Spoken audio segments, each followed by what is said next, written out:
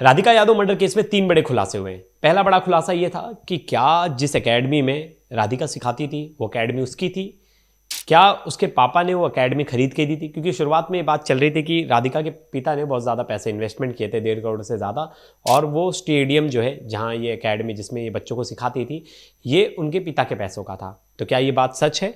दूसरी बात थी कि राधिका का नेचर कैसा था। फिर एक बात उठी कि राधिका का किसी से अफेयर था। तो क्या सच में किसी के साथ अफेयर था राधिका का, कि ऐसी हवा हवाई बातें लोगों ने उड़ा दी।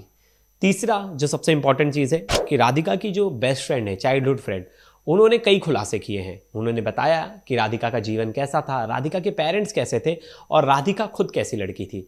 ये तीनों पॉइंट्स हम इस वीडियो में कवर करेंगे। लास्ट तक ये वीडियो जरूर देखिएगा। नमस्कार, मेरा नाम है प्रवेश पांडे और आप देख रहे हो क्राइम तक। आपको याद ही होगा राधिका यादव केस, 25 साल की लड़की कैसे एक स्टार टेनिस प्लेयर को उसके पिता ने मौत के घाट उतार दिया। टोटल 5 गोलियां चलाई जिसमें से 4 गोली उसके सीने में लगी और उसकी मां का वारदात पे ही मौत हो गई। पिता ने पहले ये जो बयान दिया पुलिस को, उसमें कहा कि लोगों के ताने की वजह से परेशान हो गया था, इस वजह से इसने ये कदम उठाया और इसने कहा था कि बेटी को कि अपनी एकेडमी बंद कर दो, और उसने वो एकेडमी बंद नहीं की, जिसकी वजह से दोनों के बीच में लड़ाइयाँ होती थी। लेकिन क्या ये एकेडमी राधिका की थी? क्या ये एकेडमी राधिका के पिता ने उसे खुलवा के दी थी? तो इसकी सच्चाई हमें भी कल पता चली है कि इसकी सच्चाई ये है कि वो जो एकेडमी थी वो किसी की थी नहीं, ना राधिका के पिता ने बनवाई थी ना राधिका की थी। राधिका क्या करती थी, बच्चों को ट्रेनिंग देने के लिए ना टेनिस कोर्ट बुक करती थी। अगर जो शहरों में रहते हैं उन्हें पता होगा कि हम लोग अगर फुटबॉल मैच खेलना है, क्रिकेट मैच खेलना है, जो नेट प्रैक्टिस होती है, तो उसमें हमें वो कोर्ट बुक करना पड़ता है 1 घंटे के लिए, 2 घंटे के लिए, 3 घंटे के लिए। उसी तरीके से वहाँ भी जो सेक्टर 27 है, वो जो टेनिस कोर्ट था वो बुक करती थी राधिका कुछ कुछ समय के लिए, और उसमें अपने स्टूडेंट्स को वो ट्रेनिंग देती थी। तो ये बात बिल्कुल गलत है कि उनके पिता ने 1.5 करोड़ रुपए इन्वेस्ट किया, उनके पिता ने इतना कुछ किया और उनके पिता ने इतना अच्छा टेनिस कोर्ट खोल के दिया था उनके लिए, जो कि बात सरासर गलत है। ऐसी कोई इस बात में कोई सच्चाई नहीं है। दूसरी जो इम्पॉर्टेंट चीज़ थी वो थी कि राधिका को लेकर एक अफवाह सोशल मीडिया पर फैल गई है, कहीं ना कहीं राधिका लव जिहाद का शिकार थी। राधिका का वो जो लड़के के साथ वीडियो वायरल हो रहा है उसे, देखिए ये बात तो सरासर गलत है। जो वीडियो है, जो शूट उसने गाना किया था, उसमें उसके पेरेंट्स की रजामंदी थी। मम्मी खुद गई थी उसके साथ वो शूट पे और पापा ने उसे ड्रॉप किया था।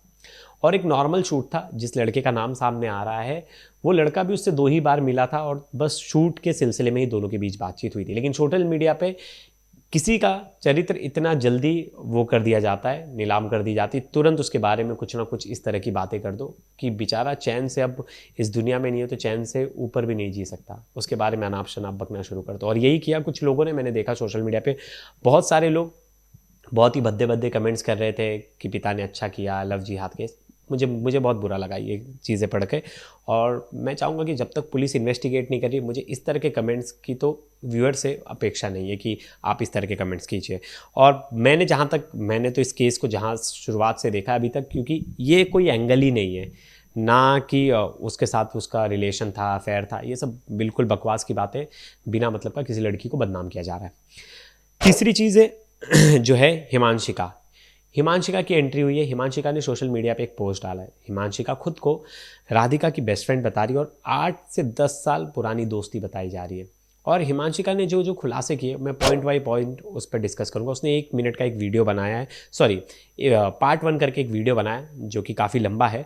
और मैंने खुद हिमांशिका को इंस्टाग्राम पर मैसेज करने की कोशिश की। मैंने चाहा कि वो अपनी बातें लोगों तक रखे, लेकिन उन्होंने कहा कि मैंने जो वीडियो बनाया वही बहुत है, मुझे इंटरव्यू नहीं देना किसी को। और मैंने भी कहा ठीक है। लेकिन उनकी जो वीडियो उन्होंने बनाई है, उस वीडियो से बहुत सारी चीज़ें निकल कर सामने आ रही कि राधिका एक्चुअल में थी कैसी लड़की, राधिका के पेरेंट्स कैसे थे और राधिका की जर्नी कैसी थी। तो शुरुआत से बताती हैं, पहले शुरुआत करती वीडियो की कि वो बोलती कि मैं 8 से 10 साल पुरानी इन दोनों की दोस्ती थी। दोनों बहुत ही क्लोज फ्रेंड थे और वो वीडियो बनाना नहीं चाहती थी इतने कम टाइम में। लेकिन वो कल ही अपनी दोस्त की डेड बॉडी देख के आई, जिसके बाद उनसे रहा नहीं गया और उन्होंने लोगों को इसलिए बताना चाहा कि राधिका कैसी लड़की थी, राधिका क्या थी, वो बताने के लिए उसने ये वीडियो बनाया। फिर उसने राधिका के बारे में एक चीज़ जो कही वो सब उससे एग्री करेंगे, क्योंकि राधिका बहुत मासूम थी। और उसने कहा कि राधिका बहुत काइंड सोल पर्सन थी, मतलब हर किसी के केयर करना, कम बोलना, अपने दोस्तों की फ़िक्र करना। और वो 18 साल से टेनिस खेल रही थी, जो कि एक बड़ी इंपॉर्टेंट चीज़ थी कि कोई 18 साल से टेनिस खेल रहा है और इतने लेवल पर जाता है, इतना अच्छा ऑरा रखता है गेम के प्रति और गेम खेलता है और अपने काम से काम रखती थी, किसी से बातचीत नहीं करती थी, ना किसी से दोस्ती आ रही थी ज़्यादा। उसकी बस एक दो ही उसके जो दोस्त थे वही लिमिटेड फ्रेंड्स थे और उसे फ़ोटो क्लिक कराना और वीडियो बनाने का बड़ा शौक था, उसे अच्छा लगता था। लेकिन वो वीडियो और फ़ोटोज़ भी वो सोशल मीडिया पे पोस्ट नहीं कर पाती थी क्योंकि घर वाले बहुत ज़्यादा स्ट्रिक्ट थे और वो लेकिन उसे खुद को पर्सनली बहुत पसंद था। आप ये देखिए तस्वीर देख रहे होंगे कितनी खिलखिला रही है राधिका और कितनी हंस रही है और असली में मुझे भी इसका चेहरा देख के, बच्ची का चेहरा देख के लगता है कि कितनी मासूम थी। 25 साल की एज जो है, उस एज में इतना कुछ करना, अपने पैरों पर खड़ा होना, बच्चों को ट्रेनिंग देना, स्पोर्ट्स में इतना अच्छा करना, हर माँ बाप की इतनी खुशनसीबी नहीं होती कि उनके बच्चे इतना कुछ करें और इतना नाम कमाएं। लेकिन कुछ माँ बापों को उसकी कदर ही नहीं होती कि बच्चा कितना भी कुछ कर ले, बहुत स्ट्रिक्ट रहना है। तो राधिका ने जो दूसरा पॉइंट हिमांशिका ने जो दूसरा पॉइंट बताया कि वो उसे वीडियो और फोटोज़ करना बहुत पसंद था। फिर उसकी फैमिली की बात आई कि उसकी फैमिली बहुत ऑर्थोडॉक्स से आई हुई, मतलब रूढ़िवादी विचारधारा की फैमिली थी। मतलब हर चीज़ में रोक टोक, पुराने ख्यालात वाले, उसको कभी अकेला नहीं छोड़ते, उसके साथ जाना आना। मतलब एक तरह से बच्चों की आपने पूरी फ्रीडम छीन ली। फ्रीडम का मतलब हमेशा ये नहीं होता कि पेरेंट्स उन पर ध्यान ना आए, लेकिन एक एज के बाद आपको आपके बच्चे खुद अपने पैरों पर खड़े हो सकते हैं और बहुत सारी चीज़ें अपनी लाइफ के डिसीजन ले सकते हैं, लेकिन आप उन्हें जकड़ के रखोगे। बोल जो हिमांशिका है उन्होंने बताया कि कैसे जो राधिका है वो उसको हर चीज़ बताना पड़ता था, पेरेंट्स उसके साथ 24 घंटे रहते थे। अभी मैं जैसे उसका पॉइंट ही पढ़ रहा था तो उसमें बताया गया कि उसके पेरेंट्स हमेशा उसके साथ रहते थे, वो कहीं भी जाती थी खेलने तो उसके साथ जाते थे आते थे।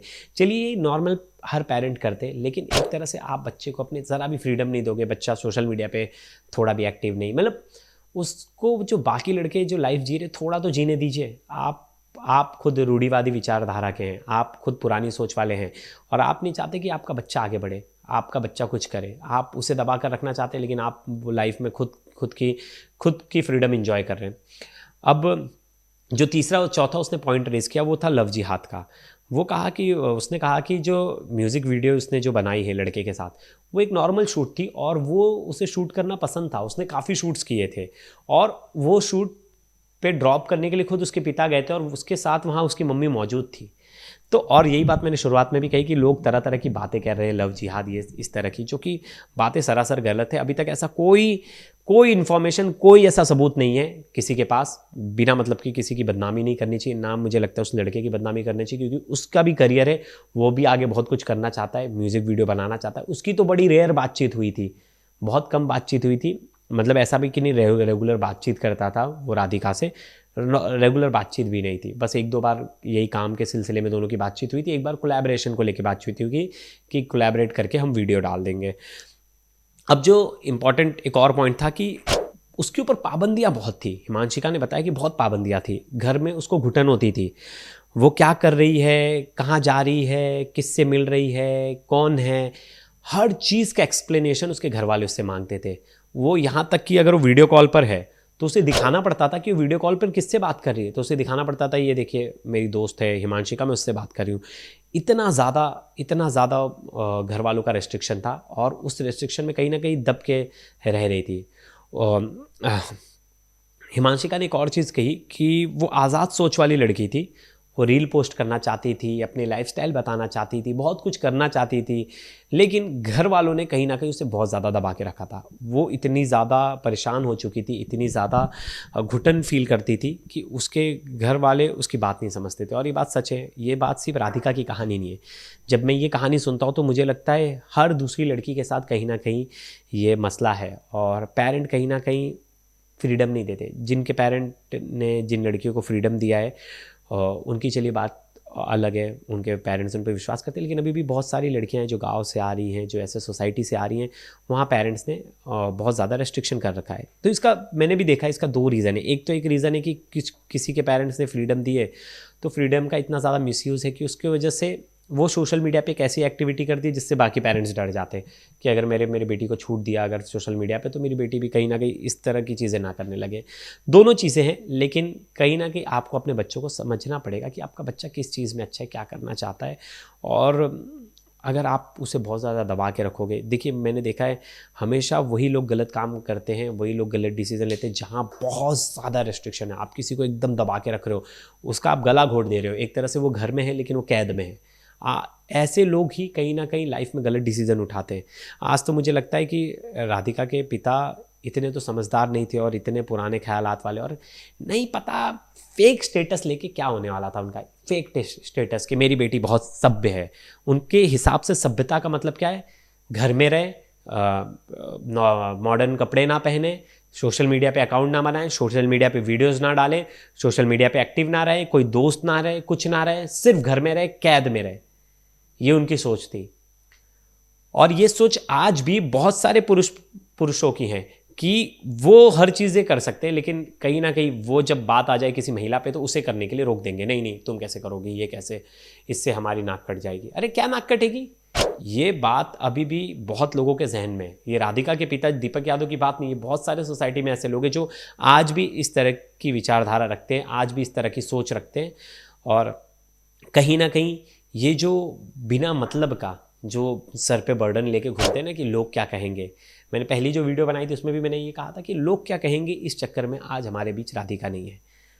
राधिका की मैं वीडियो देख रहा था और जो हिमांशिका ने पोस्ट की थी, मुझे लगा कि इतना टैलेंटेड बच्चा और इतना अच्छा, मतलब आप सीखिए उसके इंस्टाग्राम पे भी फॉलोवर सिर्फ 68 थे और 68 लोगों को फॉलोइंग करती थी। ऐसा भी नहीं था, पब्लिक अकाउंट था, उसकी प्रोफाइल हर कोई देख सकता था। उसकी प्रोफाइल 2 बार डिलीट भी करवाई थी इसके घर वालों ने। लेकिन कभी कभी बोलने में मुझे बड़ा बुरा लगता है कि ऐसे पिता होने से अच्छा ना हो, जो अगर आप अपनी बेटी को पाल नहीं सकते, आप अपनी बेटी का ख्याल नहीं रख सकते, आप अपनी बेटी को इतना दबा कर रखना चाहते हैं, तो आप इससे अच्छा एक जानवर रख लीजिए। मैंने देखा बहुत लोग पेट्स पाल लेते हैं ना, उसको घर में बंद करके रखते केज में, वो बेचारा कुछ बोल नहीं पाता है। राधिका ने बस बोल दिया होगा इस गुस्से में आके, उनका कहना है कि गुस्से में आकर मैंने गोली मार दी। बेचारा जानवर तो कुछ कहेगा नहीं। तो आपने एक नॉर्मल लड़की की जीवन को ऐसा बना दिया था एक जानवर की तरह, उसको उस तरह कैद में रखा था। वैसे तो जानवर को भी कैद में रखना एक तरह से पूरी तरह से क्राइम है, लेकिन बेचारे जानवर अपने खिलाफ आवाज़ नहीं उठा पाते ना कि पुलिस स्टेशन में जाके कंप्लेंट कर दे कि मेरा मालिक मुझे दिन भर बांध के रखता है। तो यहाँ तो हालत राधिका की ऐसी ही थी कि घर वालों ने इतना ज़्यादा उस पर दबाव बना के रखा था, घर वालों ने इतना ज़्यादा रेस्ट्रिक्शन रखा था, और वो ऐसा कुछ गलत कर भी नहीं रही थी। लेकिन पता नहीं घर वालों की सोच कैसी थी, और वो तो उनके पिता ही बताएंगे अभी इन्वेस्टिगेशन में। अब देखिए उन्हें 14 दिन की जुडिशल कस्टडी में भेज दिया गया है, और वो अभी 14 दिन तो रहेंगे जेल में, और क्या कुछ निकल कर सामने आता है आगे आने वाले दिनों में हम देखेंगे। लेकिन मुझे लगता है जाने जाने में सब व्यूअर्स से एक निवेदन करूँगा कि आप किसी लड़की की इस तरह से इज्जत मत उछालिए कि उसका अफेयर था, लव जिहाद, इस तरह की ऐसी कोई चीज़ नहीं थी। ज़बरदस्ती किसी को बदनाम करना मुझे लगता है बिल्कुल जायज़ नहीं है, और आपको भी बचना चाहिए, एक ज़िम्मेदार नागरिक बनना चाहिए। तो दोस्तों ये भी वीडियो पे ढेर सारे कमेंट्स कीजिएगा कि ऐसी विचारधारा के लोगों के लिए आपका क्या मैसेज है। धन्यवाद दोस्तों।